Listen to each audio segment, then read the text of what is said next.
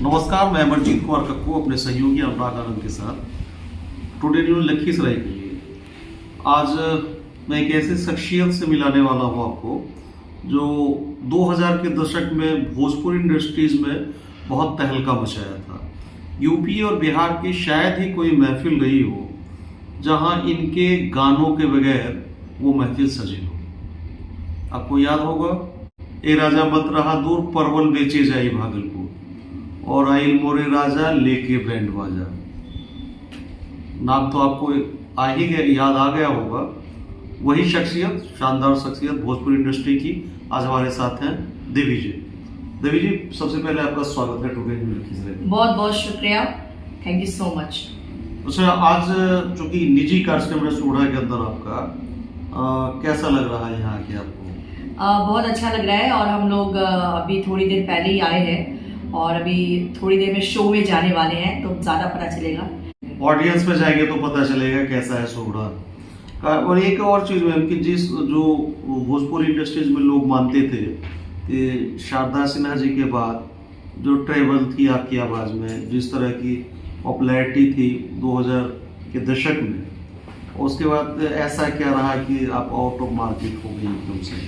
कैसे कैरियर में ये पड़ाव कैसे है? अरे आउट ऑफ मार्केट नहीं हूँ, मार्केट का ट्रेंड थोड़ा बदला है, लेकिन मैं तो अपना काम कर ही रही हूँ। मेरे बहुत सारे गाने इस साल 2023 में भी बहुत सारे गाने रिलीज हुए हैं और जब आप एक प्लेटफॉर्म पे आ जाते हैं तो लोग आपको, जो मेरे सुनने वाले हैं वो मुझे सुनते रहते हैं और मेरे जो गाने हैं वो सदाबहार है। लोग जो गाने लोगों ने 2003 वगैरह में सुना वो आज भी मेरे मंचों पे सुनते हैं। तो और मेरे स्टेज शोज भी, जब से मैं आई हूँ इंडस्ट्री में तब से मेरे स्टेज शो लगातार चल रहे हैं, तो मैं काम कर रही हूँ। नहीं, स्टेज शो तो आपका चलता रहा है, कई बार मैंने भी इसको देखा और कवर अप भी किया है, लेकिन जैसे म्यूजिक एल्बम्स या भोजपुरी फिल्मों में आपके गाने थोड़े कम हुए, उस दिशा में आप क्या कहना चाहिए? देखिए, ये बात सही है कि मैंने बीच में ज़्यादा काम नहीं किया।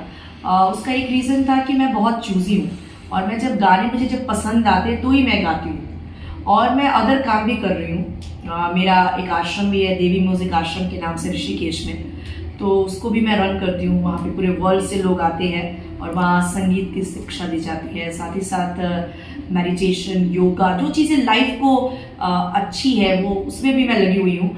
और इसलिए मैं धीरे धीरे काम करती हूँ, पीसफुली काम करती हूँ। जब गाना पसंद आता है मैं गाती हूँ। 2023 में मेरे होली के भी बहुत सारे सॉन्ग्स आए हैं, हिंदी सॉन्ग्स भी आए हैं। और क्योंकि जब मैंने स्टार्ट किया था वो दौर अलग था। आज सोशल मीडिया का ज़माना है, बहुत सारी चीज़ें अच्छी होने के बावजूद भी दब जाती हैं क्योंकि लोगों की ज़रूरत से ज़्यादा सप्लाई है। क्योंकि आज हर व्यक्ति के हाथ में मोबाइल है और हर व्यक्ति आपको चीज़ें उपलब्ध करा रहा है। पहले कुछ चीज़ें आती थी, उसी में लोग को जो अच्छा लगता था लोग उसको चूज करते थे। अच्छा, एक चीज़ और मैम, कई लोग ऐसे मानते हैं आपके जानने वाले कि आपकी फैमिली जो है बहुत ही ट्रेडिशनल रही है और कुछ चीज़ों को लेकर कि वो उस दायरे से बहुत ज़्यादा बाहर नहीं जा सकते। जिस तरीके का दौर चल रहा है ये, खास करके भोजपुरी फिल्मों में या गानों में, तो शायद वहाँ आप सर्वाइव नहीं कर पाई, इसको लेकर आपने किनारा कर लिया। ऐसा कुछ लोग जो जानकार हैं वो बताते हैं। आप क्या कहना चाहिए? नहीं, मेरी फैमिली ट्रेडिशनल भी है और मॉडर्न भी है। हम लोग ट्रेडिशन से जुड़े हुए अच्छी चीज़ें मॉडर्निटी में है उसको भी अडॉप्ट करते हैं और जो ट्रेडिशन में अच्छी चीज़ें हैं उसको भी अडॉप्ट करते हैं। हाँ, डेफिनेटली अगर गाने अच्छे नहीं हैं और मुझे ऑफर आते हैं, मैंने फिल्मों से इसलिए दूरी बनाई क्योंकि मेरे जब गाने हिट हुए थे उस टाइम फिल्मों का दूसरा दौर आया था, तो मुझे बहुत सारे ऑफर आते थे कि आप भोजपुरी फिल्म में एक्ट्रेस भी बनिए। लेकिन भोजपुरी जो फिल्में हैं वो कहीं से मुझे ऐसा नहीं लगा कि मैं उसमें काम कर सकती हूँ। ना तो उसमें कोई डायलॉग होता है, ना कोई स्टोरी होती है। तो मैं चाहती हूँ कि कम ही काम करूँ, लेकिन वो काम करूँ जो अच्छा है। अच्छा, एज एन एक्ट्रेस भी आपको प्रपोज किया गया था भोजपुरी फिल्मों के लिए? हाँ, बहुत सारे, क्योंकि जो उस समय ट्रेंड यही था कि भोजपुरी सिंगर से एक्टर या एक्ट्रेस बनते थे और मेरे गाने उस समय काफी चले हुए थे, तो काफी सारे ऑफर्स आए, लेकिन मैंने उसको किया नहीं। बस एक फिल्म मैंने की है, जलसा घर की देवी, बहुत अच्छी है, हिंदी में है और उसमें रविंद्र जैन जी साहब का म्यूजिक है।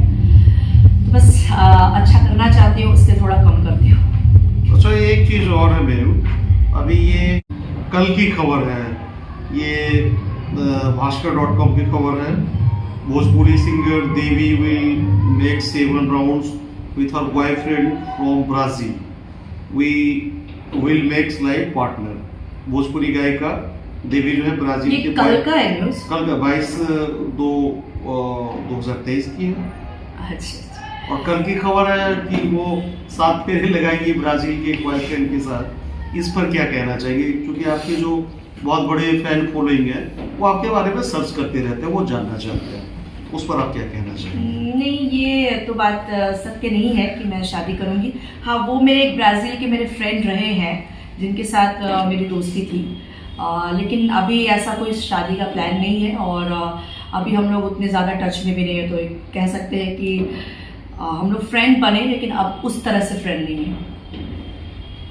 चलिए, एक चीज और जरा समझाइए कि वो जो 2003 वाला या 2003 से 10 तक वाला दौर था, उसकी वापसी कब होगी? कब आपके प्रशंसक फिर उसी रूप में, उसी खनक भरी आवाज में आपको सुनेंगे, उसी खनकती आवाज को फिर से सुन पाएंगे बड़े पैमाने पर? ये और दर्शकों के लिए थोड़ा चूजी होना कम करें, क्योंकि मैं भी आपके प्रशंसकों में से हूँ, तो हम लोग भी चाहते हैं कि आप गाते रहें। ऐसा नहीं है, मेरे गाने आ ही रहे हैं और जो लोग मेरे चाहने वाले हैं वो मुझे एक क्लिक पे, मैं गूगल पे भी हूँ, यूट्यूब पे भी मेरे गाने आते हैं। कई बार जो टेक्नोलॉजी चेंज हुई है तो कई बार मेरे गाने सर्च नहीं हो पाते हैं, लेकिन मैं अपना काम कर रही हूँ और जो मेरे चाहने वाले हैं मुझे ढूंढ लेते हैं। अब हंगामा हमेशा हो ऐसा ज़रूरी नहीं है। अब रफ़ी साहब थोड़ी वो लोग गा के चले गए, उनके जो चाहने वाले उनके गाने सुनते रहते हैं, ऐसा थोड़ी है कि एकदम आप हमेशा लाइमलाइट में रहते हैं, लेकिन आप अच्छा काम करते रहते हैं तो आपके चाहने वाले आपको ढूंढ लेते हैं। अच्छा, एक चीज़ और मैम कि वो ये तब आपकी वो एल्बम आने वाली, कोई लेटेस्ट एल्बम कौन सी आने वाली है और क्या क्या प्लान है फ्यूचर आने वाले दिनों में? अभी मेरा आया है, होली पे आया है, फागुन आया है, फगुआ भी आया है, दो गाने हैं, और उसके अलावा भीग जाऊंगी आया है, और एक आया हुआ है ले ली ही जान फगुनवा हो। तो इस तरह से होली के गाने आए हैं, फिर हिंदी गाने भी आए हैं, मेरी जान ले गया, इस तरह से है, तो काफ़ी गाने आ रहे हैं भोजपुरी में। और कुछ कहना चाहेंगे अपने ऑडियंस को हमारे इस चैनल पोर्टल के माध्यम से? बस इतना ही कहना चाहती हूँ कि आप सभी का प्यार मुझे कई सालों से मिल रहा है और मैं बहुत थैंक्सफुल हूँ, और आप भी आए इसके लिए बहुत बहुत शुक्रिया। बस इतना कहना चाहती हूँ कि लाइफ को और भी ज़्यादा बेहतर करिए, बेहतर तरह से आपके जिम्मे जो काम है उसको बेहतर करिए, अच्छा संगीत सुनिए, क्योंकि संगीत में बहुत बड़ा जादू होता है जो आपको अच्छा फील कराता है, आपके लाइफ में एनहांस करता है। मोर ऑनेस्ट होइए, मोर काइंड होइए, काइंडनेस बहुत ज़रूरी है। वो अपने साथ वालों के साथ, साथ ही साथ एनिमल्स के साथ भी शाकाहार को अपनाइए और एक बेहतर व्यक्ति बनिए। बहुत धन्यवाद। बहुत सारी चीज़ें हैं दर्शकों के लिए भी और इनके प्रशंसकों के लिए भी। और ये थी एक दौर की, कह सकते हैं भोजपुरी इंडस्ट्री, म्यूजिक इंडस्ट्री का सबसे बड़ा चेहरा। आज हमारी मुलाकात थी टुडे न्यूज़ लखीसराय के पोर्टल पर देवी जी के साथ। ऐसी ही किसी और दिन किसी अजीम शख्सियत के साथ हमारी मुलाकात होगी।